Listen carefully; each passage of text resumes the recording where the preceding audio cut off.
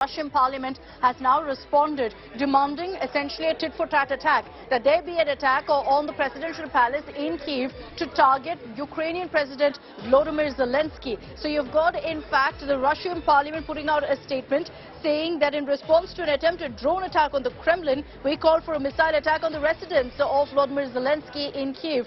The mayor of Moscow, meanwhile, has said that from today a ban on the launch of drones is being introduced in Moscow, and this is a decision that's been taken by state authorities. So you quickly see everyone springing into action here. There's a lot of anger, as expected, among lawmakers in Russia. And Senia, you're seeing statements now coming in, pouring in, not just condemning what's happened, but also demanding essentially that there be a tit-for-tat response from Russia, which is expected. But we also understand that right now there's more security being deployed in Moscow.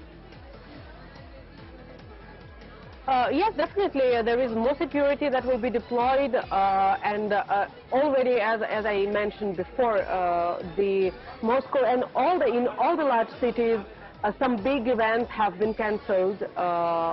Few days back, we are having Victory Day celebrations on May 9th. So some of the mass events have been cancelled because of the recent attacks, including St. Petersburg, when a military blogger was killed and another 30 people along with him were injured by an explosive.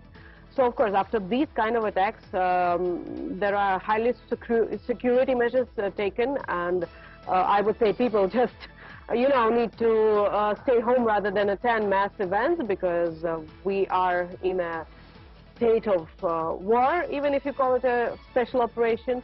That's one thing. And secondly, as for the statements that will now keep pouring in, that's what I mentioned about the red lines. What do we call a patriotic part of the society have been demanded for a response, a real response to all the terroristic attacks that had happened inside the country, and not just in the war zone, but deep inside the Russian territory. But I think the government has been, it has own. I would not like right now to comment on its strategies. So let them be responsible for that. But there definitely will be more and more demands.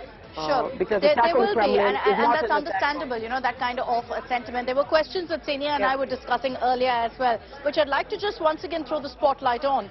And there are questions right now about the authenticity of this claim by Russia, by Kremlin, about an assassination bid on Vladimir Putin. Because of the details that are emerging, was it really possible for a Ukrainian drone to get this close to the Grand Kremlin Palace in the heart of Moscow? Is this being staged? Is this being orchestrated by Russia, essentially to give it as an excuse for them to go ahead and ramp up the conflict, to ramp up their attack on Ukraine? Obviously, that's all in the realm of speculation right now, and we're hoping that with more details we'll be able to really give you more updates that are coming in right now from Moscow. But Senia, just to put forth that question to you once again, because I'm sure this is what everyone's asking, where is Russian President Vladimir Putin right now?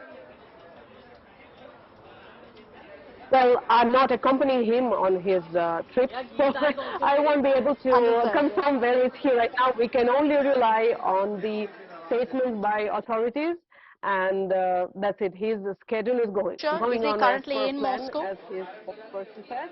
I believe so. Okay. Okay, so he's currently in Russia, but the exact location, his details haven't been put out right now by the government. The government said he was and he is working in his residence a bit outside Moscow, so I don't see any All right, just here. stay with me.